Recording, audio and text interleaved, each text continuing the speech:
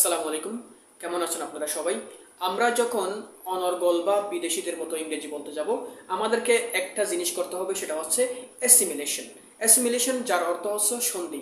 আমরা যখন 4-5টা শব্দ একত্রে মিলিয়ে পড়ব, উচ্চারণ করব, তখন আমাদের ইংরেজিটা বিদেশিদের মতো বা নেটিভদের মতো অনেক সুন্দর দেখাবে।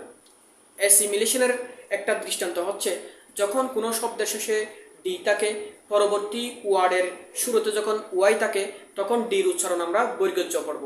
কি পড়ব? বৈর্গজ্য পড়ব। আমরা উচ্চারণ করব কিভাবে?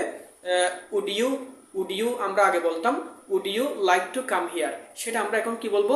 Would you like to come here, would you like to come here. এভাবে যখন আমরা ইংরেজি বলবো, তখন আমাদের ইংরেজিটা অনেক সুন্দর দেখাবে, বিদেশিদের মতো দেখাবে।